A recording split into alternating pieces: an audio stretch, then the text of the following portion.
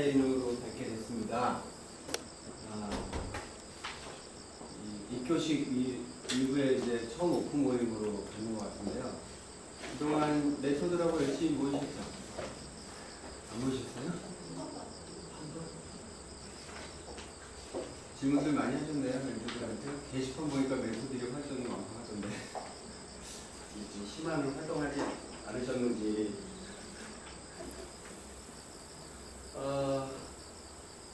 오늘 제가 이제 간단하게 그 심화 과정에 필요한 자료들을 좀 준비해 갖고 왔어요.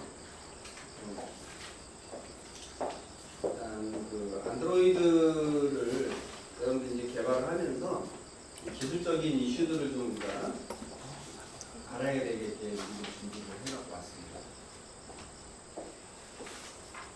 여러분들이 안드로이드 애플리케이션을 개발하려다 보니까 부딪히는 문제들이 굉장히 많아요.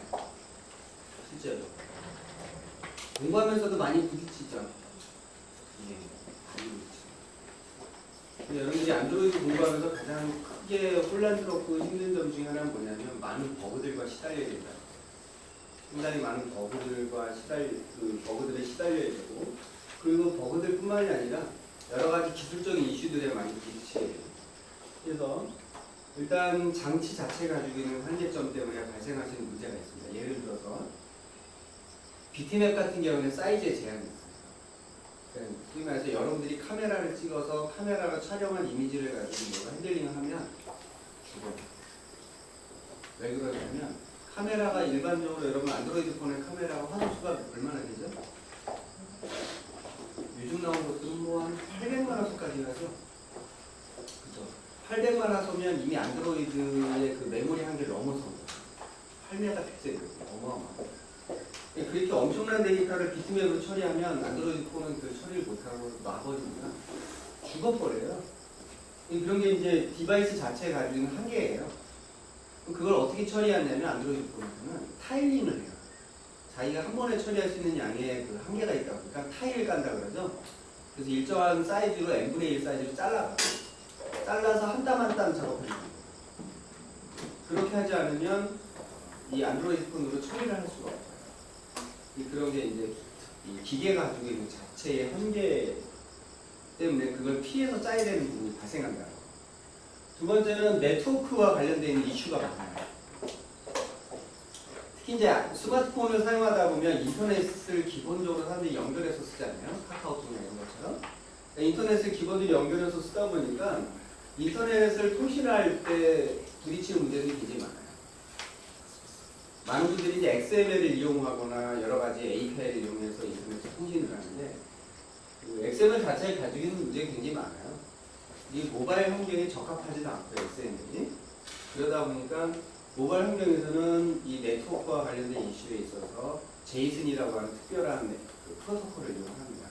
저도 제이슨을 가장 많이 선호를 하고요. 그 제이슨을 처리를 잘 해주는 지슨이라고 하는 프레임워크를 저는 굉장히 많이 써요. 그래서 오늘 제가 작년에 했던 프로젝트 소스를 한번 빵 뚜껑을 열어서 보여드릴게요. 삼성 스포츠라고 하는 데서 삼성 거예요. 삼성 스포츠에서 프로젝트를 했는데 거기에 그 소스 코드가 쫙 있어요. 뭐가 필요한지 보실 수 있을 거예요. 그 다음에 여러분들이 이제 개발을 하다 보면 개발자의 어떤 스킬이 굉장히 중요합니다. 그래서 이 스킬을 잘 갖추지 않으면 개발하는 상당히 어려움이 많아요. 그래서 이 스킬을 여러분들이 잘 못해 됩니다. 그다음에 디바이스 자체가 퍼포먼스가 굉장히 많이 떨어져서 퍼포먼스만 떨어지는 문제가 있는 게 아니에요. 화면 자체 해상도도 조금씩 차이가 있고 그러다 보니까 이걸 실제로 화면에 작업을 하다 보면 보는 사람마다 화면에 보이는 내용이 전혀 다르게 나올 수도 있고요. 디바이스 자체가 굉장히 퍼포먼스가 높지 않다. 특히 이제 게임 같은 거 만들 때는 아주 상당히 어려워요. 그래서 게임은 자체적으로 여러분들이 직접 비율을 이용해서 컨트롤해서 게임을 만들기보다는 엔진을 이용해서 게임을 처리하는 게 가장 그나마 원활한 게임을 돌리는 비결이 될 수가 있어요. 해상도가 낮은 경우도 있어요. 여러분 안드로이드 폰의 해상도가 낮은 경우 여러분들 어떻게 대처하셔야 돼요? 있냐면 무시하시는 거예요. 이것까지 지원한다고 그냥 고민하면 머리만 치워요. 해상도가 낮다라고 하는 건 예를 들어서 요즘 나오는 저가형 폰들 같은 경우는 해상도가 떨어지는 폰들이 있어요. 근데 그 해상도가 떨어지는 폰들까지 여러분들이 이 안드로이드 폰은 종류가 너무너무나 많다 보니까 모든 폰에서 다 돌아갈 거라고 생각하고 짜지 마시기 바랍니다. 그런 욕심을 가지고 있는 순간부터 개발에는 일단 문제가 발생하기 시작합니다. 그래서 개발자의 입장에서 개발한다는 것은 내가 어떤 타겟을 정해놓고 그 정해놓은 타겟에 맞게끔 개발을 해야 된다. 그리고 여러분들이 이제 폰의 UI를 개발하다 보면 가장 크게 부딪히는 문제 중에 하나가 뭐냐, 타이핑이에요. 우리들의 고객은, 스마트폰을 쓰는 고객들은 타이핑이 너무 불편해요. 여러분 타이핑 해보시면 알겠지만 스마트폰 타이핑이 쉽던가요? 짜증나죠? 키보드 치다가 스마트폰 못 칠 것 같아요. 이게 아마 익숙하지 않는 한 처음에 치는 사람들이 이거 왜 이래? 그나마 삼성에서 나온 천지인 한글은 그나마 좀 나은 거죠. 그걸 커티 자판으로 나오면 완전히 깨알 같죠, 자판이. 깨알 같아갖고 특히 영문 자판 치려면 정말 힘들죠. 근데 이게 스마트폰이 가지고 있는 어떤 타이핑의 불편함이에요. 그래서 타이핑의 불편함을 해결하기 위해서 제공해야 되는 리스트라든가 목록형으로 데이터들을 미리 딕셔너리를 많이 제공해 주는 것도 되게 중요해요. 그런 설계 자체를 미리미리 잘 고민을 해야 된다는 거예요. 그다음에 여러분들이 안드로이드 폰을 개발했을 때 적어도 4개의 구성 요소를 가지고 개발했을 거라고 생각합니다. 일단 안드로이드로 여러분들이 개발을 했을 때 안드로이드 4대 구성 요소가 뭐냐라고 얘기하는데요. 집에 놓친다고 비행기까지. 그렇죠? 비행기 소리 때문에 잘 안 들리시죠? 예전에 제가 온라인 세미나를 집에서 하는데요. 제가 기술기술대학교에서 온라인 과정을 여기 안드로이드 과정 온라인 세미나를 운영하는데 저녁 때였어요. 저녁 때 세미나를 막 하고 있는데 집이 수업 비행장처럼 저녁 때 비행기가 뜨니까 아무것도 안 들리잖아요. 수강생들이 제 목소리 안 들리고 비행기 소리가 들리니까 뭔 소리냐고 죄송합니다. 안 좋은 동네 살아서 말해서 그래서 안드로이드 4대 구성 요소 그러면 일단 액티비티가 있습니다. 액티비티라고 하는 거는 여러분 다 아시죠? 그 액티비티가 아이폰 프로그래밍에서 제일 뭐라고 그러냐면 UI 컨트롤러다. UI 뷰 컨트롤러. 그 액티비티가 주로 하는 일은 뭐냐면 UI를 통제하고 컨트롤하고 제어하는 컨트롤러의 역할을 하는 거예요. 우리가 액티비티 맨날 보고 그동안 배우고 액티비티가 뭐다라고 하는 거 맨날 책 봤는데 이걸 좀 명쾌하게 설명하는 사람이 별로 없었어요. 액티비티 확장해서 쓰면 거기에 화면이 보여 이렇게 얘기를 한단 말이죠. 근데 실제로 액티비티에는 화면이 안 담겨져요. 여러분들이 조심하셔야 될 게 뭐냐면 액티비티는 뷰가 아니에요. 액티비티는 뭐냐면 뷰를 컨트롤하는 컨트롤러예요. 기본적으로 MVC의 형태로 되어 있고 액티비티 자체에는 뷰를 가지고 있지 않습니다. 그래서 액티비티가 뷰를 화면에 그려주는 컨트롤해주는 역할을 담당한다고 보시면 되고요. 이 서비스는 두 가지 종류의 서비스가 있습니다. 로컬에서 운영하고 있는 로컬 서비스라고요. AIDL이라고 하는 특별한 기법으로다가 설계하는 그 리모트 서비스라고 하는 게 있어요.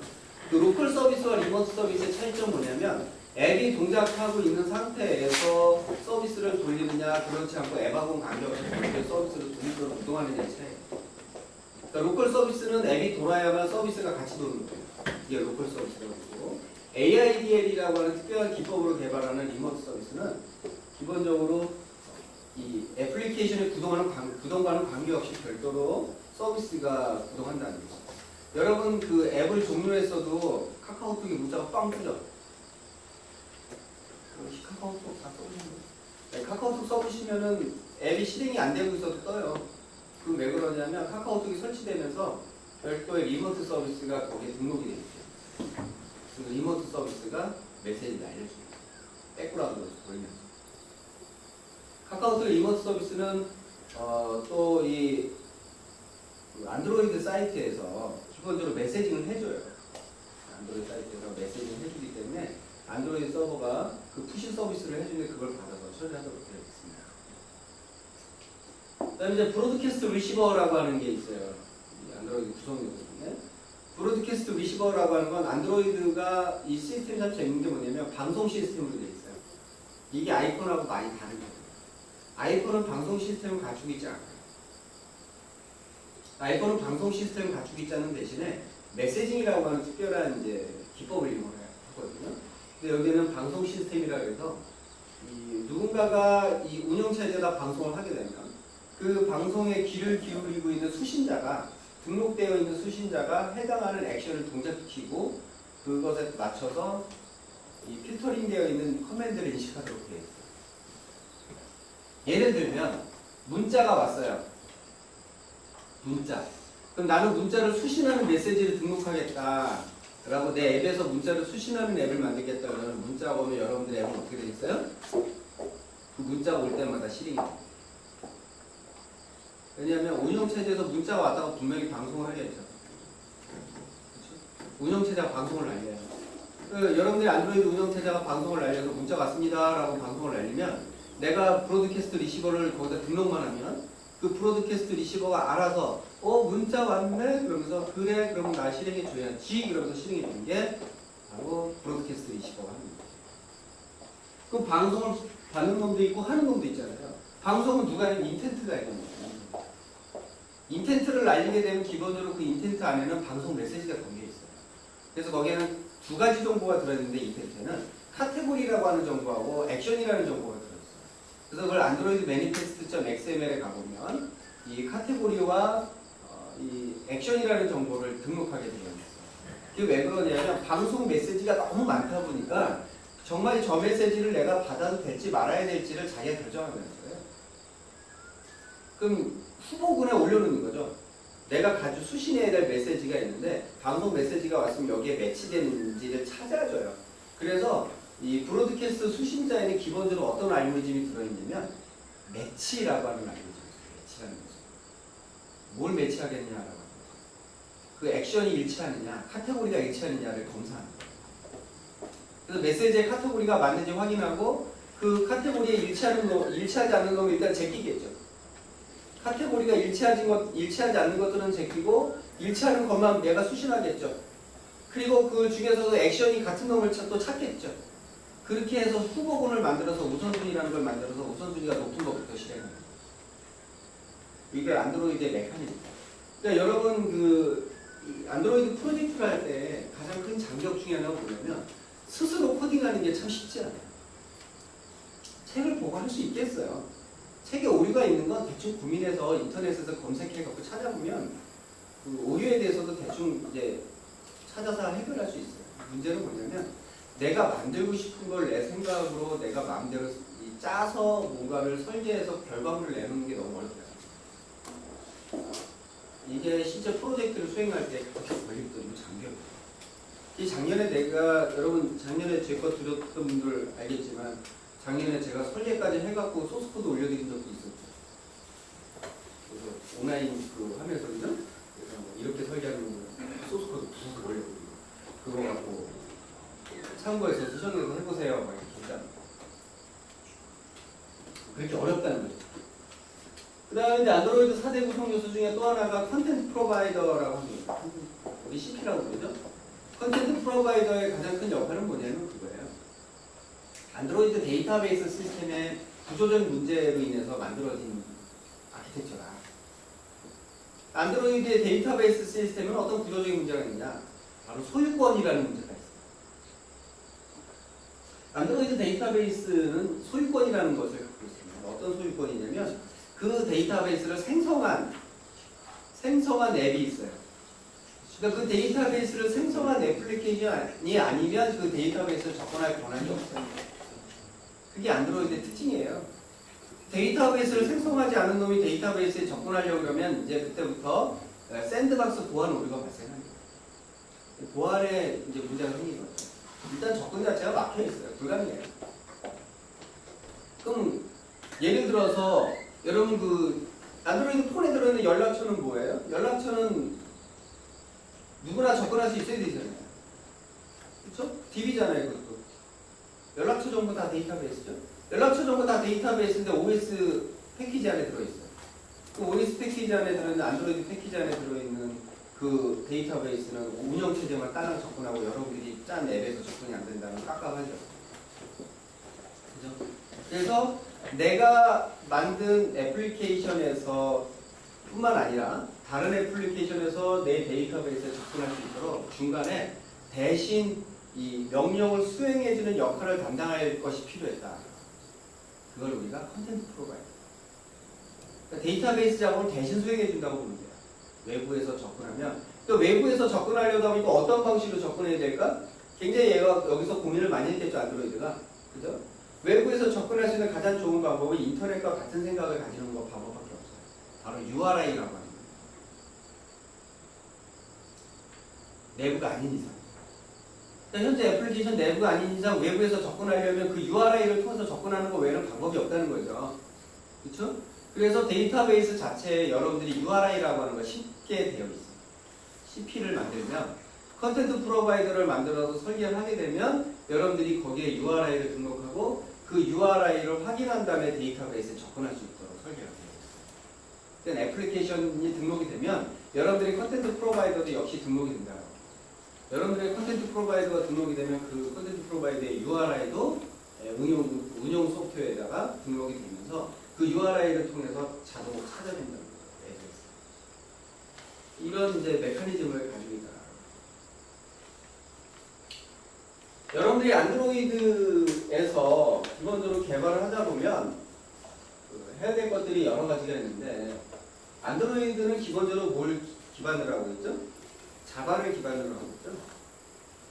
그래서 개발할 때 자바를 많이 알고 계셔야 돼요. 이거 선별 조건이에요. 아이폰 프로그래밍 할 때 오브젝티브 C를 모르면 말짱 황이에요. 여기도 여러분 UI를 딸랑 보여주고만 말 게 아니라면 그죠? 사용자와 상호작용을 하려면 자바가 필요해요. 그리고 리소스를 관리하는데 안드로이드는 기본적으로 세 가지 방식으로 리소스를 관리해요. 첫 번째는 리소스라고 하는 RES라는 패키지, RES라는 디렉토리에다가 이 컴파일해서 리소스를 관리할 수 있어요. 두 번째는 에셋이라고 하는 것이 있어요. 에셋. 그리고 세 번째는 로 데이터가 있어요. 컴파일하지 않습니다. 그냥 포함만 시키죠. 그래서 XML로 되어 있는 리소스는 컴파일하는 반면 에셋과 로 데이터는 컴파일을 하지 않아요. 그냥 포함만 시켜버리죠. 파일. 그럼 이게 언제 각각 쓰느냐라고 하는 건데. 일단 예를 들어서 에셋 디렉토리 같은 경우는 제가 언제 주로 이걸 많이 활용했냐면 변화가 많은 리소스에는 꼭 이걸 써요. 변화가 많다라고 하는 거냐면 최초에 내가 기본적인 이미지를 설치해서 넣어줬는데 이걸 하다 보니까 이게 실행하다 보니까 이 화면에 들어가는 UI 이미지 같은 게 업데이트가 필요한 경우가 있어요. 인터넷에서 받아서. 그러니까 로컬에서만 계속 그 이미지를 보여줄 거면 굳이 에셋에 넣을 필요 없어요. 컴파일 하시면 돼요. 근데 인터넷에서 주기적으로 업데이트를 받아서 이미지가 화면에 갱신이 된다고 생각해 보세요. 근데 그거를 화면에 갱신하는 문제가 아니라 갱신을 한번 받으면 더 이상 받지 말아야 되겠죠. 그걸 또 받으면 안 되잖아요. 같은 이미지를 받지 않고 새로운 이미지가 있을 때 받아서 로컬에서 갱신하는 거죠. 그래서 로컬에서 받도록 로컬에서 업데이트를 하긴 하는데 서버에 새로운 이미지가 있으면 서버랑 통신해서 받아와야 되잖아요. 그럼 로컬에 있는 파일이 바뀌죠. 그런 식으로 로컬에 있는 파일을 바꿔서 갱신하고자 하는 경우는 에셋 디렉토리는 이게 여러분들이 꼭 주의하셔야 되는 부분이죠. 사운드라든가 미디어 리소스 같은 경우에는 XML 리소스에 컴파일하는 게 아니라 로우 디렉토리에 보통 많이 집어넣어요. 원래 바이너리 형태로 되어 있기 때문에 바이너리 형태로 되어 있는 데이터는 컴파일하지 않습니다. 그래서 일반적으로 바이너리로 컴파일되어 있는 이미 그런 컴파일되어 있는 미디어 데이터 같은 경우도 로우 폴더에 되어 있어요. 근데 이제 이것조차도 바뀐다. 그럼 이것도 에셋에 넣으셔야 돼요. 사운드 데이터, 비디오 데이터 이런 거 있죠? 이런 거조차도 바뀌면 에셋 또 그 하이브리드 앱 같은 경우에는 여러분 그 HTML과 CSS로만 만드는 앱이 있어요. 요즘 그 제이코리아하고 HTML하고 CSS라는 걸 묶어갖고 하이브리드 앱이라고 해서